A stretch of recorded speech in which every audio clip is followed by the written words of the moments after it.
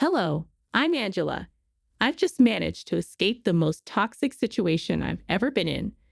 I'm still dealing with all the emotions, so please excuse me if this story gets a bit long.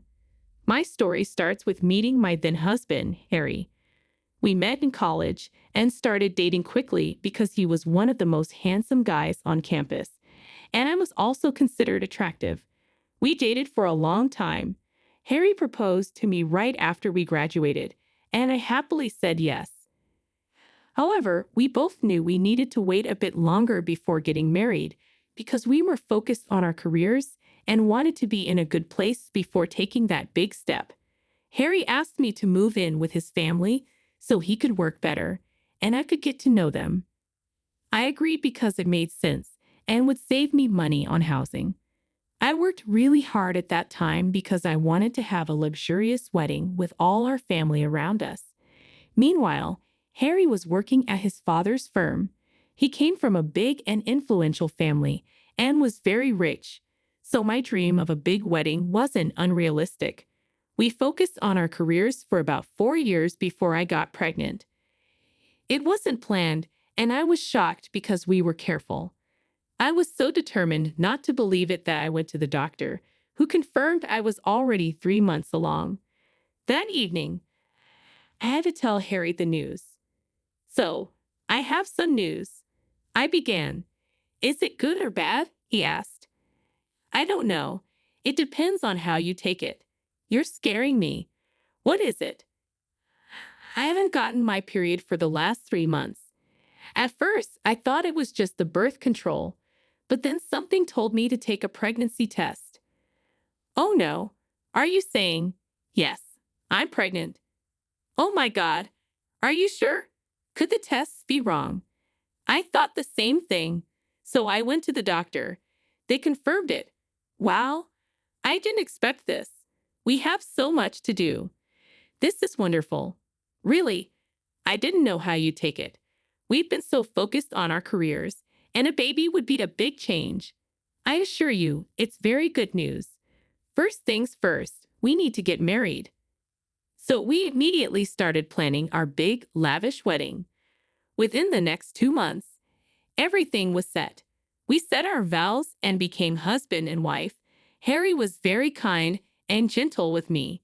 When I was pregnant and during the wedding planning, Harry was always by my side, making sure I was comfortable and having a good time. However, about 2.5 months after we got married, Harry's behavior started to change. He stopped looking after me and stopped checking in on me. I tried talking to him multiple times, but he wouldn't tell me what was wrong. When I gave birth to our beautiful daughter, Harry wasn't there, and that added to my pain. Thankfully, my mother-in-law, Lucy, was with me. I was in the hospital for about a month due to complications after birth, including a mini stroke and significant blood loss. Harry never visited me, and I was deeply hurt. What kind of husband leaves their wife to suffer like that? A few weeks after I gave birth, Lucy told me that Harry wanted to perform a DNA test on P to see if she was really his child. He thought it was suspicious that I got pregnant suddenly. Hearing this made me feel even worse because I had never given him any reason to doubt my faithfulness. He conducted the test anyway, and it confirmed that P was his child. But by then, Harry had checked out of being a father and husband for so long that he found it more comfortable to stay distant. When I returned home, I tried to talk to him about it, but he told me he wanted nothing to do with either P or me. He and I stayed in this painful situation for the next 7 years. Harry had made me quit my job when I was pregnant, so I had no savings to fall back on. Harry was doing well at his father's business, so I knew he could provide for us. I stayed in the house because I wanted to be with P without facing any issues. Harry barely looked at P and would complain if I raised any issues about household work. I quickly learned that Harry was not the sweet-tempered man I had known before. The only reason I was still living there was because I was taking care of his parents, a job he didn't want to do. His parents, Patrick and Lucy, adored Harry and believed he could do no wrong. Even when they saw how he was treating P and me, they didn't care. They fully believed that I was the reason Harry was ignoring his duties, thinking I had done something to deserve it. At first, I was really hurt by this, but I learned to let go. Patrick and Lucy had many health issues. Patrick was diabetic, and Lucy was on heavy medication for her heart issues. They needed a lot of care and attention, so I took over as their primary caregiver. Harry and his brother Mike were always busy with work, so they couldn't look after their parents. I suggested hiring someone to help, but Harry refused. Ever since Harry took over the household expenses, he made everyone's lives miserable. He wouldn't spend a cent unless it was absolutely necessary. We ate a lot of canned and microwave foods, and I started taking P out to salad houses just so she could get some nutritious food. One time, P got very sick with a high fever that wouldn't go down. I began to panic when she showed no signs of improvement and begged Harry to take her to the hospital. Pat is sick. We need to take her to the hospital, I pleaded. It's just a fever. Just put a wet cloth on her head and call it a day, Harry replied. Harry, she's been sick for a week and hasn't improved. She's barely eating, and I know something is really wrong. Just let her heal on her own. If you pamper her, her body won't learn how to fight off sickness by itself. She's your daughter, Harry. Don't you have even the slightest bit of sympathy? Not really. Does my panicking and crying at least make you feel a little bad? I'm literally just begging you to give me some money to take her to the hospital. Do you even know how expensive hospitals are? That's right, you don't. You don't earn a cent and you're just freeloading off of us. And you have the nerve to ask me for money to fund your expenses. And whose fault is it that I'm not working? You forced me to quit after I gave birth. The least you can do is take some responsibility. After P was born, I realized how much I detest domestic living and wanted to rid myself of you too. But you stuck to me like glue and refused to leave. If it were up to me, I would have thrown you out a long time ago. Forget it. I don't even know why I bother with you. I walked away from him with tears in my eyes, heading towards P's room. I bumped into Mike, and he looked worried when he saw me crying. I quickly explained my situation to him, and he looked alarmed. He asked me to grab Petal and meet him in his car. I did just that, and as we were leaving, Harry ran after us, yelling about disobeying him and sabotaging our family expenses. Mike told him to stop being a heartless jerk and let the child get the treatment she needed. Before Harry could reply, Mike drove away. My heart was pounding with fear for Petal. If Mike hadn't helped me, I would have asked a friend to lend me money, and I would have had to pay them back eventually. I was really grateful to Mike, who, unlike his brother, actually had a heart. When we got Petal into the ER, they conducted a lot of tests and found that she had a severe case of hyperpyrexia, which is just a fancy way of saying a really high fever caused by another issue. Since Petal was a child, her larger arteries were inflamed, making the fever even worse. She had to stay in the hospital for a few days so they could monitor her and bring her temperature down. Every one of those days, Harry called to tell me how selfish I was for taking Petal to the hospital after he had told me not to. The first day, I explained the situation, but he didn't care. After that, I stopped listening to his calls. Mike, on the other hand, was a godsend. He visited the hospital every day and stayed with Petal for a few hours so I could take a shower and eat a proper meal. He also brought many of Petal's toys, which made her really happy. Seeing her smile and laugh after days of suffering made me feel better about our situation. After Petal was discharged, Mike began making an effort to improve our lives. Before, he had always minded his own business, figuring we were Harry's responsibility. He treated us with respect but never checked to see how we were living. I remember when he took Petal and me to the park one day. We watched Petal play while we ate ice cream. He seemed lost in thought and a little sad, so I asked him what was wrong. Why do you look so lost in thought? Oh, it's nothing.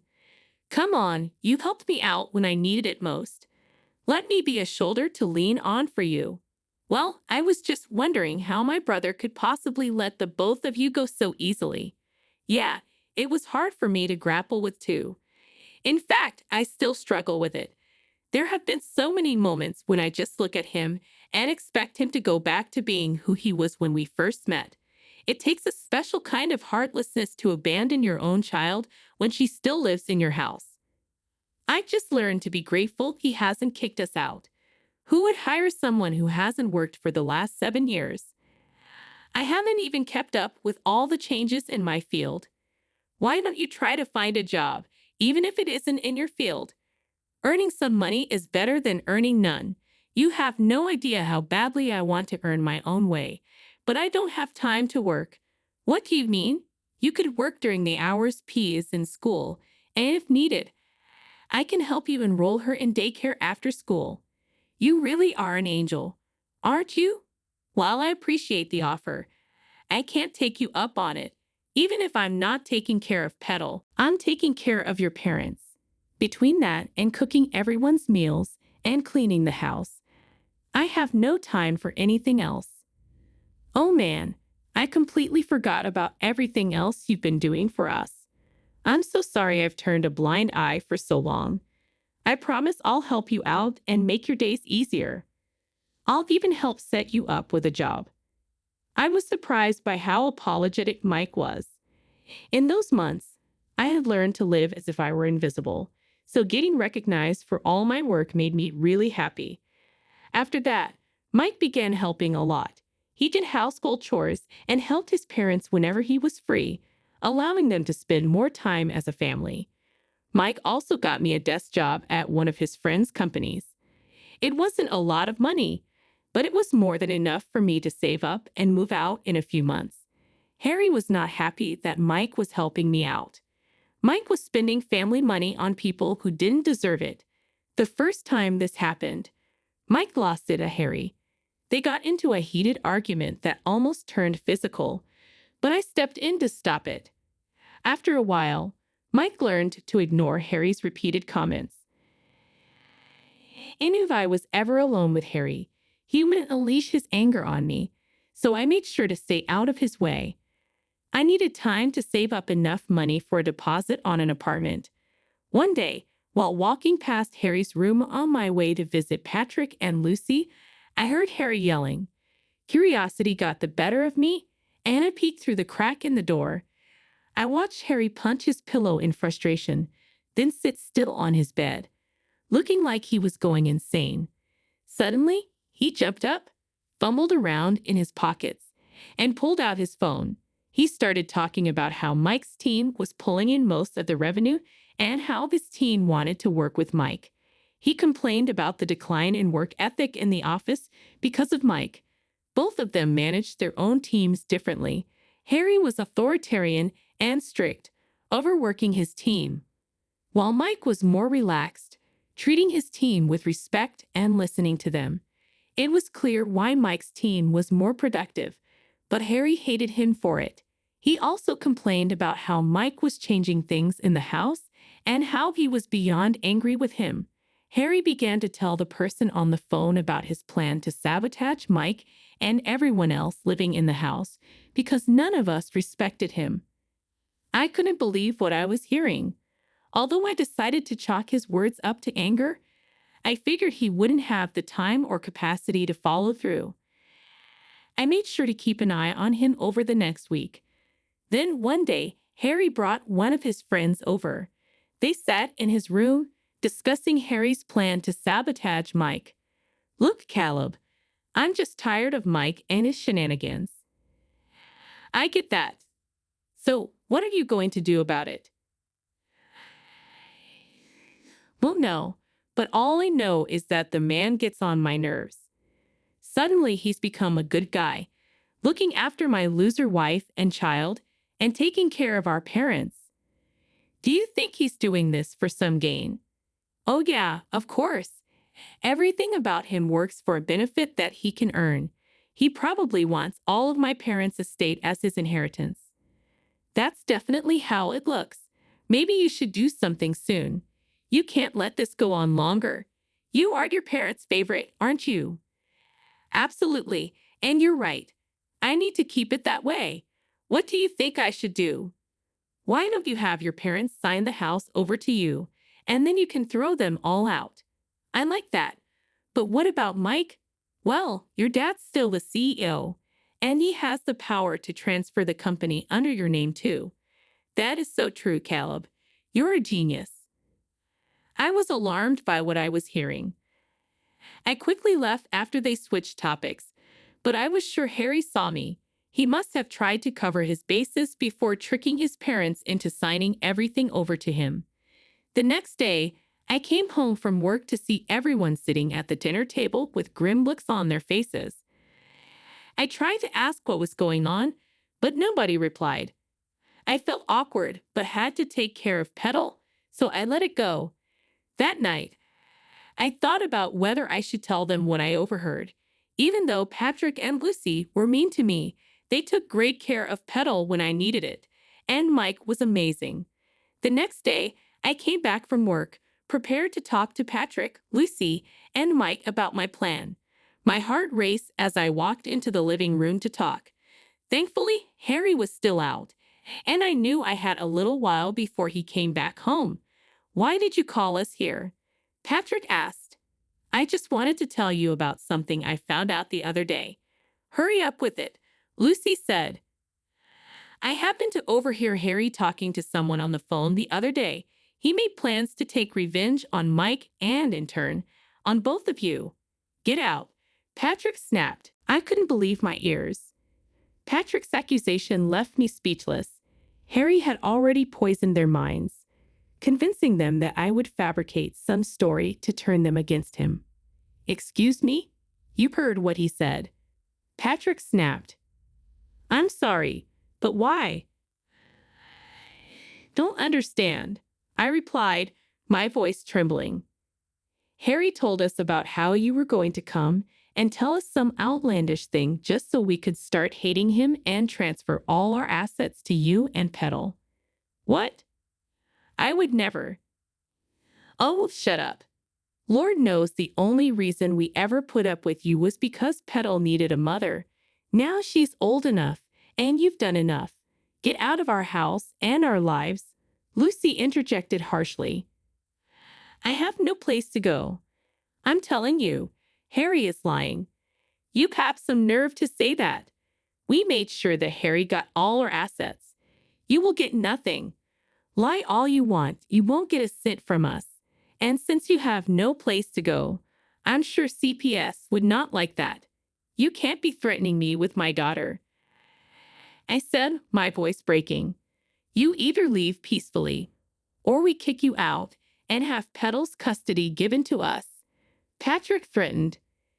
"Fine, I'll leave. Just please take good care of my little girl." I packed my things and tearfully kissed Petal goodbye. She cried a lot, and it only made my heart break even more. But this was the best thing I could do for her. I reached out to my best friend, whom I hadn't contacted in years. Thankfully, she was more than willing to help me out, opening her house to me. She gave me her shoulder to cry on and listen to me. We caught up on our lives, and I even managed to laugh occasionally. The mental and emotional strain was too much, and I fell asleep easily. The next day, I took a day off from work to recover and plan my next move. I knew I needed to have Petal by my side, but I didn't need to think too much. Around noon, I got a frantic call from Patrick. After calming him down, he explained that Harry had kicked all of them out of the house and even took away Mike's job, leaving them with little money to rely on. He begged me for help, but I was done. I had no sympathy for them. I contacted CPS and informed them of the situation. It wasn't long until I got Petal back with me. Despite not having solid proof of residence, I at least had a roof over my head, unlike Patrick and Lucy. My friend also testified that I was living with her until I could get back on my feet. I got numerous calls from Mike and his parents, calling me all sorts of names for taking Petal away instead of helping them. But I had tried to warn them, and they chose to make me suffer in the worst way possible. I'm always going to be grateful for how much they helped me in the past, but they crossed a big line. Right now, I have full custody of Petal, and I'm in the process of getting a divorce from Harry. My best friend helped me find a good job, and life is finally beginning to look up.